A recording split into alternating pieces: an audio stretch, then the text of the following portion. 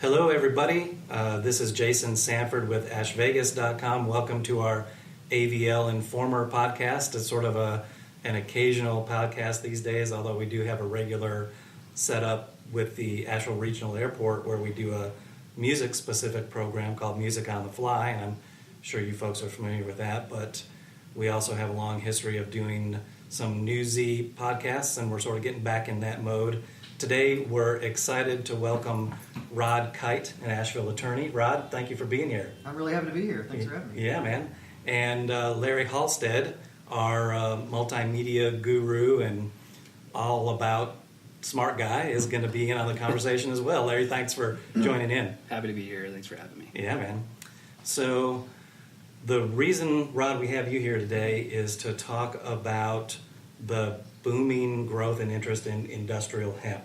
And just to set the stage a little bit, I think most listeners are probably aware that we're in the second year of a pilot program at the North Carolina level to legally grow industrial hemp. That's right.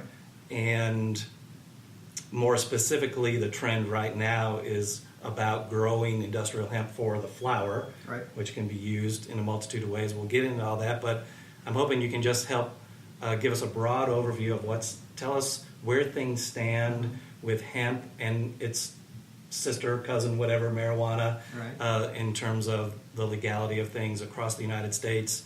Bring us back to North Carolina, and then we'll take off from there. Sure. You're running a risk asking a lawyer a question, and I'm going to run with this. I'll try to be concise. So I think we start with the fact that what hemp is and what marijuana is the plant Cannabis sativa. Yes. From a botanical standpoint, there's no difference other than some small pieces, and the main thing we'll talk about is levels of THC and how and where they're grown. But we're talking about the plant Cannabis, and in 2014, Congress, as part of a Farm Act, and every approximately 5 years, Congress rolls out a new Farm Act. In fact, one thing we'll probably talk about is that we're about to, the Farm Act we're under right now is actually about to expire. Both the House and the Senate have passed their own versions of bills for the new 2018 Farm Act. One includes hemp provisions, the other doesn't, and how that's all going to reconcile. But I don't want to jump to that yet. So we're currently operating under the 2014 industrial hemp provisions of the Farm Act. And it was a very short set of provisions. It was literally a page and a half, and Congress said that states had the authority, if they wanted, to enact pilot research programs to grow an industrial hemp. And the law is pretty wide open with few restrictions. And what it said is if cannabis is grown pursuant to a pilot program, and that cannabis has no more than 0.3% concentrations of delta-9 THC, then that is a new classification under the law called industrial hemp, and it's lawful. Okay. And because the law was so wide open, there were a lot of questions about who could do it and marketing of it and transporting it across state lines. The DEA very early on got involved and blocked a shipment of seeds to Kentucky, which I think was the first state to enact a pilot program, at least to get it off the ground. And there was some litigation over that. And because of the DEA's interference, Congress has gone on to enact several appropriations bills that specifically restrict federal funds from being used to interfere with industrial hemp, okay, not only in the state of origin, but also across state lines. And when I said that states had the authority to enact laws, they didn't have to.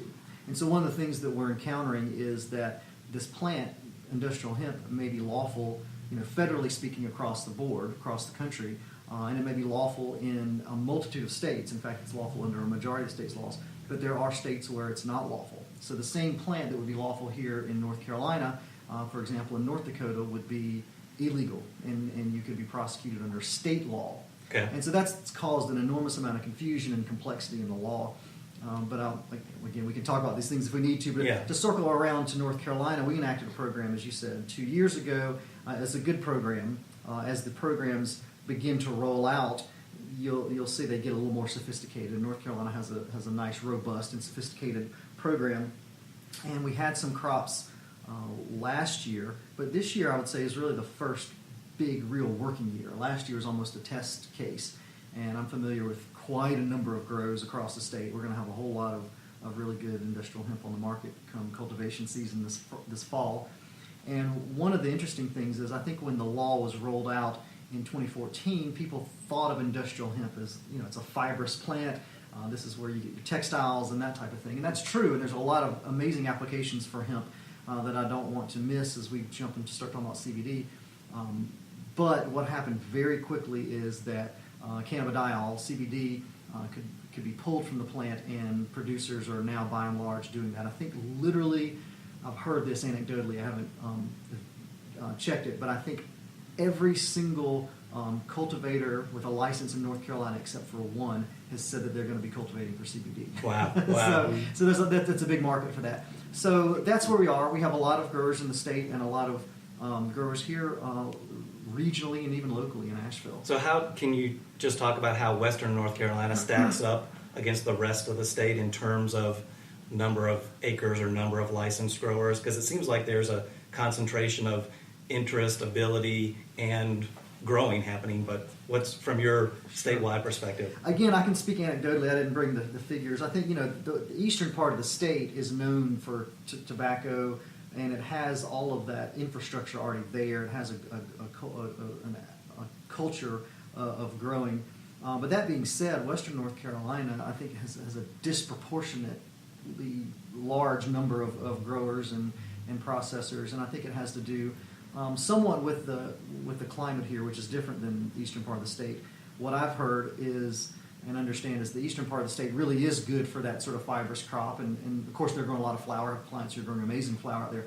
But the western part of the state, its infrastructure, to the extent it's been there, has been more for medicinal type of plants anyway. Oh, right. And then also we just, in the western part of the state here, we have tend to have a little more bootstrap and smaller farmers, and in Nashville in particular, the more liberal, progressive attitudes towards it. So all that is to say, we have a real good industry here in Western North Carolina. And a lot of this growing is beginning to happen or is happening indoors, right, Rod, as well as outdoor? Indoor. There's pros and cons to each, and the indoor, you can really dial in all of the elements.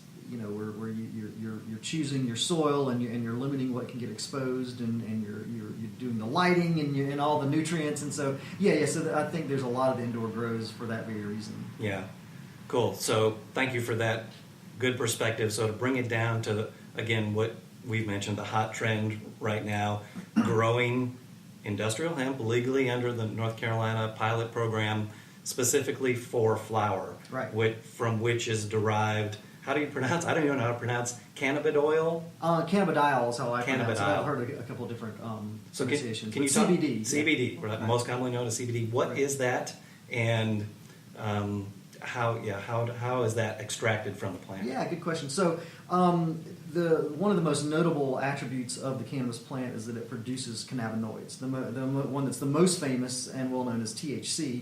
And that's the one that gets you high. Mm-hmm. And it also has plenty of medical utility on its own, but it's kind of known as the one that gets you high. CBD is a cannabinoid, and again, there are dozens, I think maybe even over 100 different cannabinoids in various amounts in the plant. CBD is the second most abundant, generally speaking, with cannabis. And it does not have any psychoactive effects. It doesn't get you high, but it has a number of well-documented medical benefits. It helps with epileptic seizures. It has been shown to have efficacy with treating PTSD.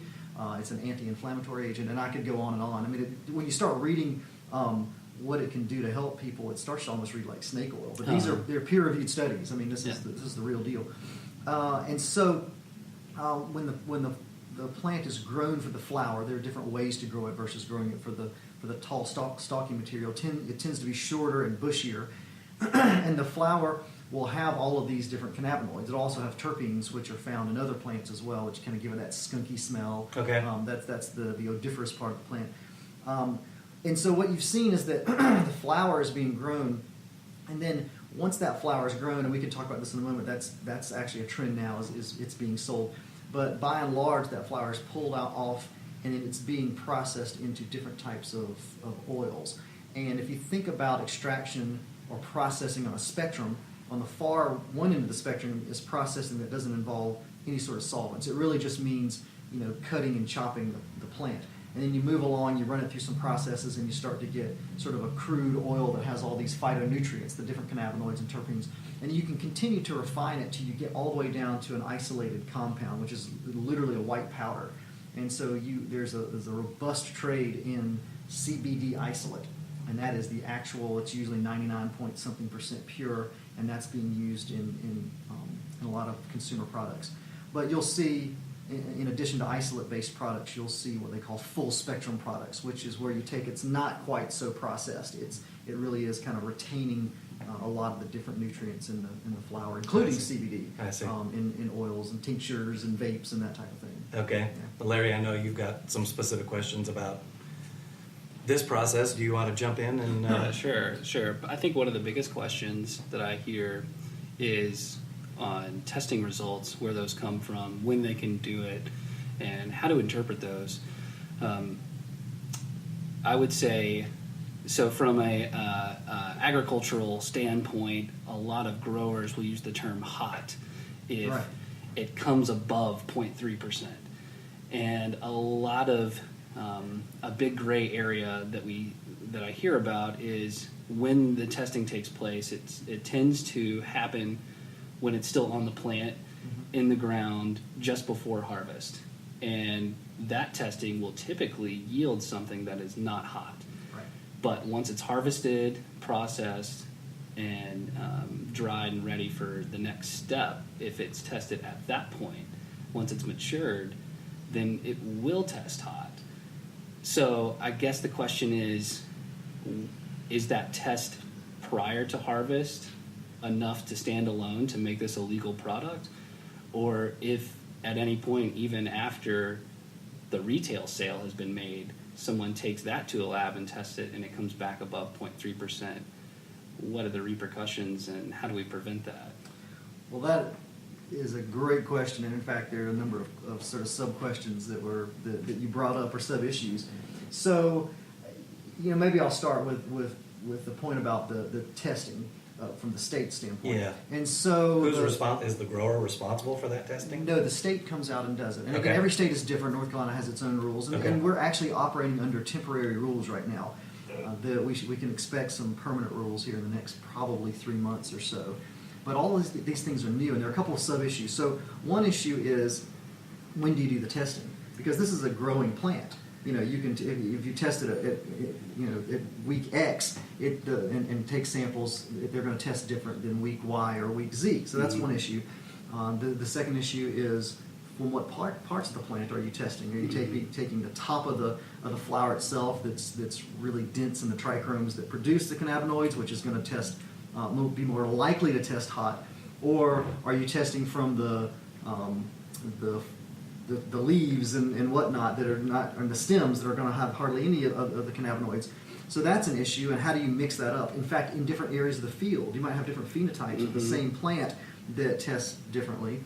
And then another issue is the testing that's actually done. There are different types of testing. And one of the things that happens is that the most prominent type of testing will actually heat up the plant. It's called gas chromatology. And I am not a chemist, and I just know this from talking with clients. But that process will cause certain trichromes to transform from an acid form to different types of forms. So there's something called THCA, which is lawful. That's slightly different from delta-9 THC, which is unlawful. But the process of testing actually converts it to THC delta-9.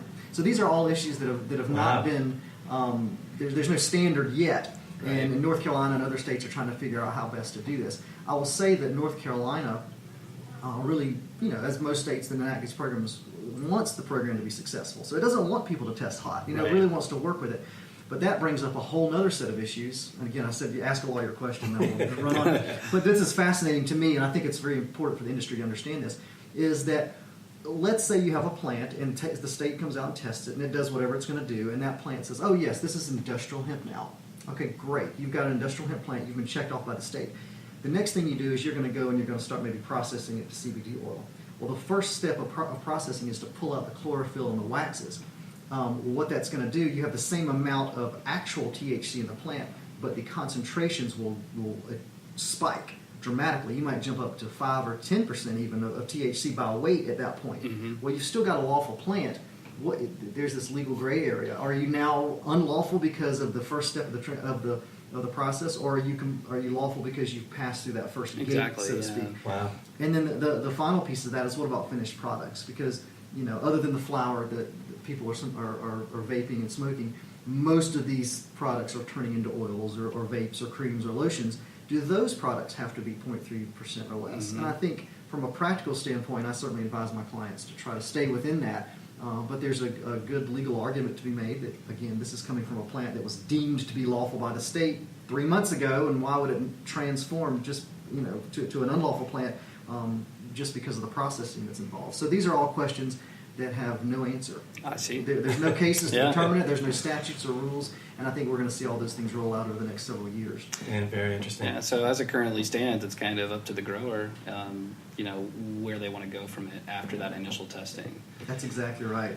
And there's a big movement in trying to create strains that are high in CBD concentrations for reasons we can discuss having to do with isolate versus full spectrum, but that also are very low in THC. And it also depends on what you want to do with your plant. Do you want to sell it in North Carolina or throughout the country, or do you want to export it? Mm-hmm. The EU is a very growing market for hemp and CBD products. The EU, most countries in the EU have a 0.2 standard. And then again, some of them have a 1 point standard. So you kind of have to pay attention to all these things. I think the general drive, though, is to drive down those THC levels so you're not worried about it. Mm-hmm. So you're not testing hot. So let me just take a quick break and again remind everybody, my name is Jason Sanford with AshVegas.com. We are here talking with Rod Kight, Asheville attorney and expert on industrial hemp, CBD, and marijuana law, and Larry Halstead, another part of the Ash Vegas crew who is also helping out with our podcasting situations that we got going on. So, Larry, did you want to follow up with another question about testing? Yeah, I think just to go a step further, so one of the more popular products that I've seen on Asheville shelves is called Hemp Sticks. Mm-hmm.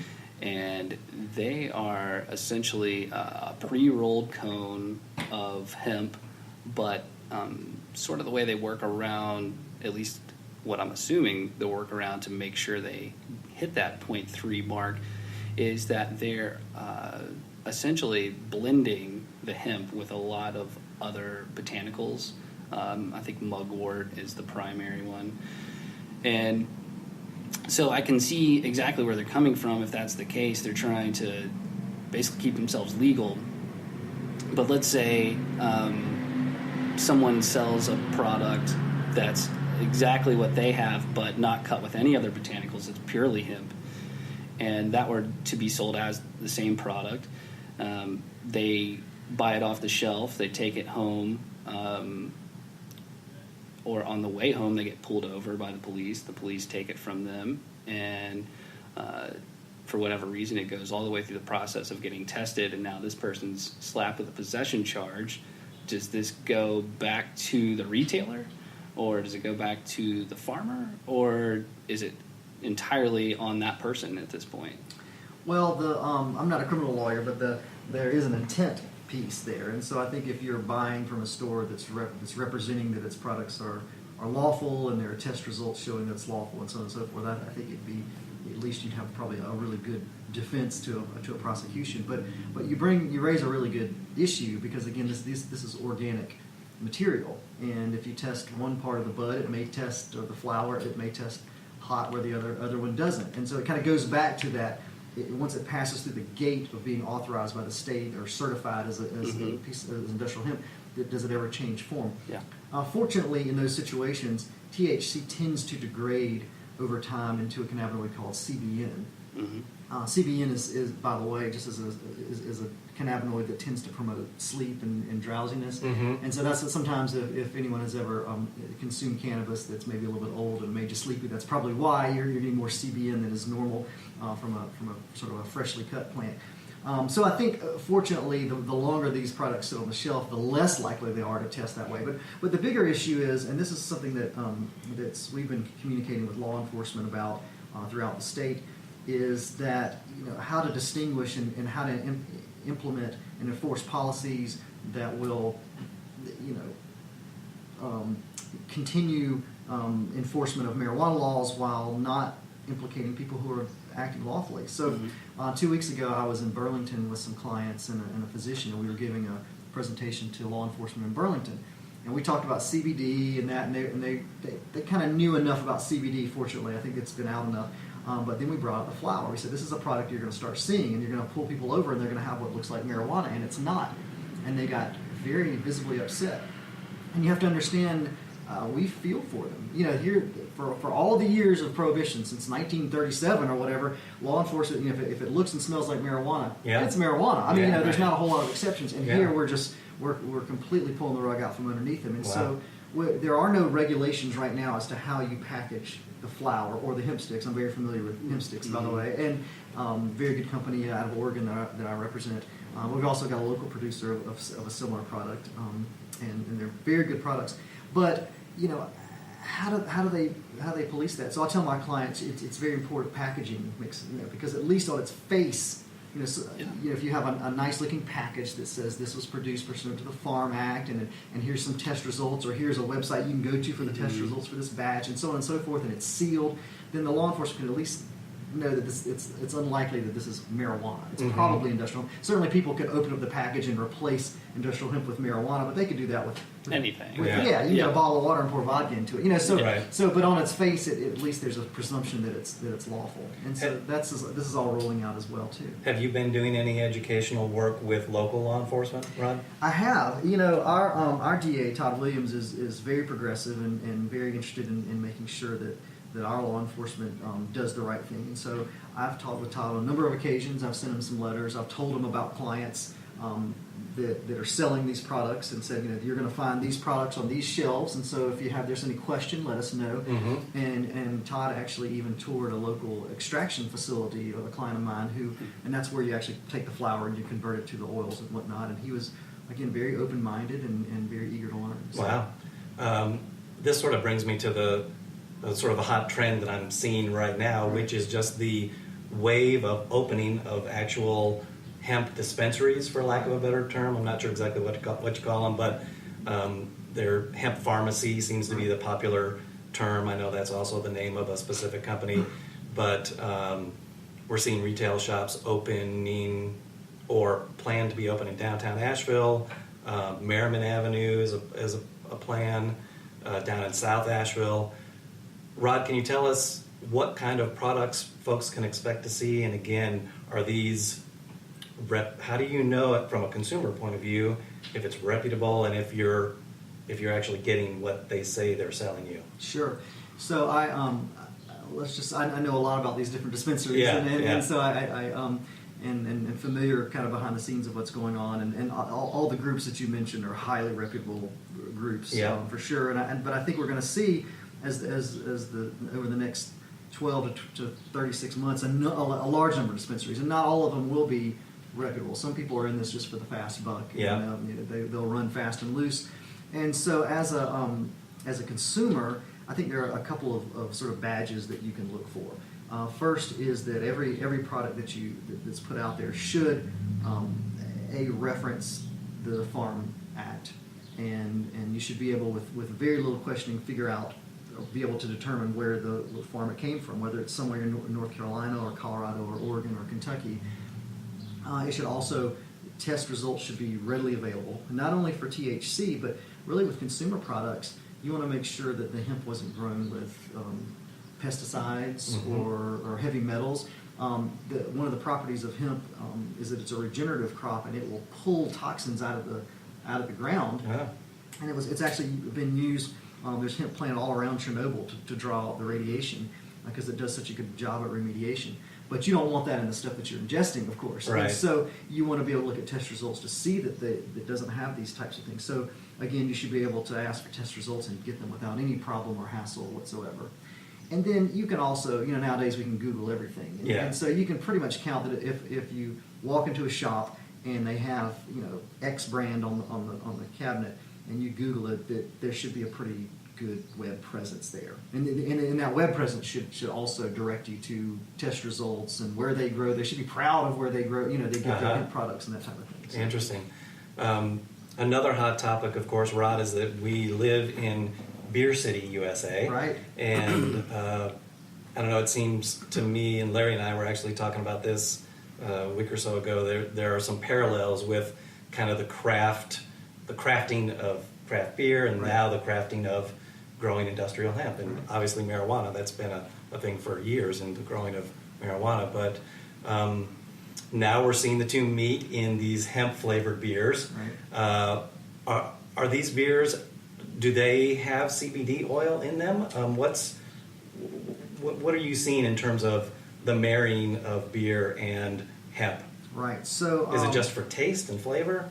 I think there's a number of different things that happen with hemp, because hemp has such a distinct flavor. Some people like it and some people do not like it. You know what I mean? And so, I think hemp seed beers have been on the market for a couple of years.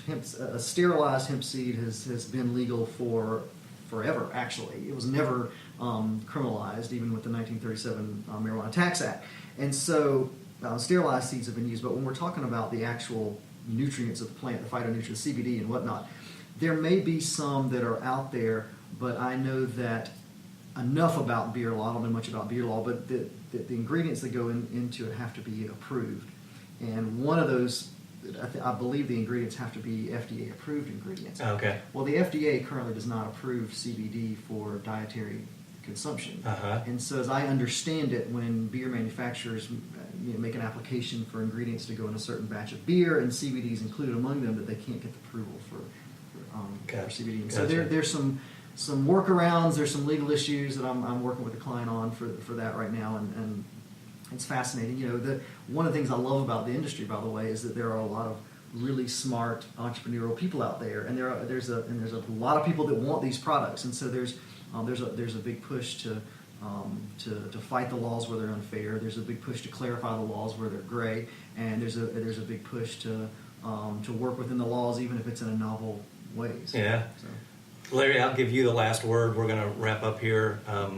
Again, this is Jason with AshVegas.com. We're talking with Rod Kight, an Asheville attorney with expertise in this area, and Larry Halstead, our multimedia go-to guy. Larry, you want to... Yeah. I kind of want to go down that street a little further. So one of the things that I've been envisioning, and I think a lot of the community is as well, is what do these dispensaries look like? What's the long game in Asheville?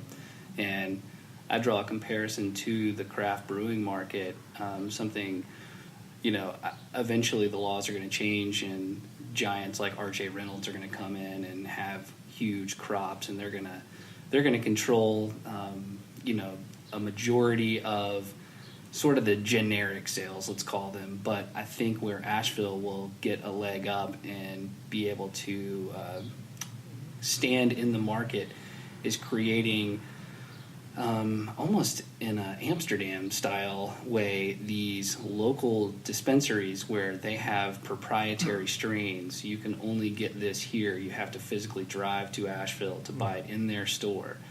And I think that it's going to create these opportunities for a lot of businesses to have a mom and pop feel and still survive and compete against these massive giants. But there are a lot of issues in the way, obviously, to get around. But do you think that is a possibility for the future? I think that is the future. I think that is the future. So you can open up a hemp dispensary right now today and sell hemp flower and sell hemp-derived products, whether they be lotions, creams, vape oils, or whatever. And so I think that there's different niches, there's different markets, and so how you promote your dispensary is going to be important. But I think there's a lot of people that are playing a sort of a longer game. They're assuming, and I think rightly so, that we're going to have some form of legalized marijuana before too long, and their dispensaries will kind of convert over at that point. Mm-hmm.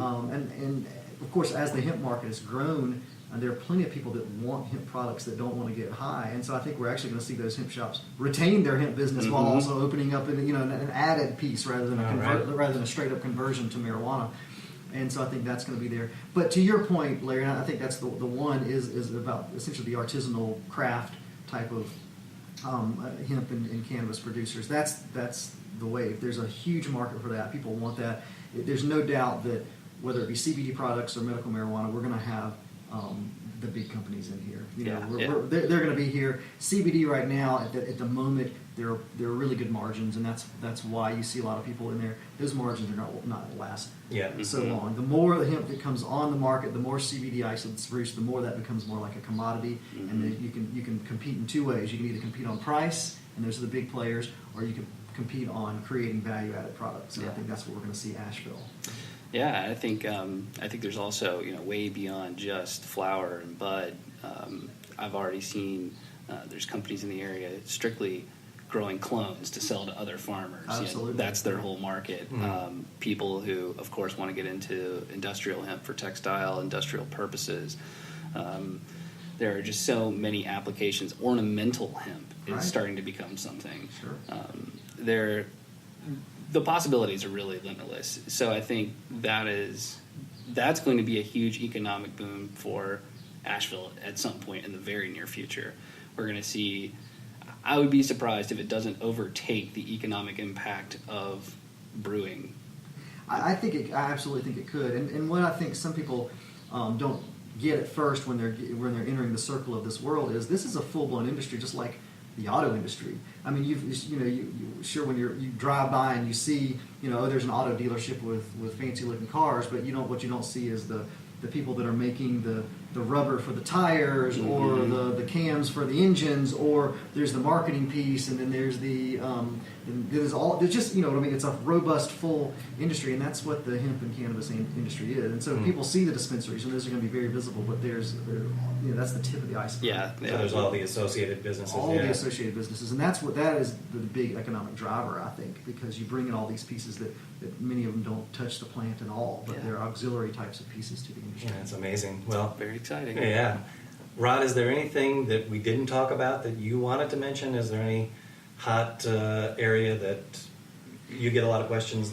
Well, I think one thing to be aware of is that, and we touched on the very beginning of the program, is that we're currently acting under the 2014 Farm Act. There is a Farm Act that is likely to be passed.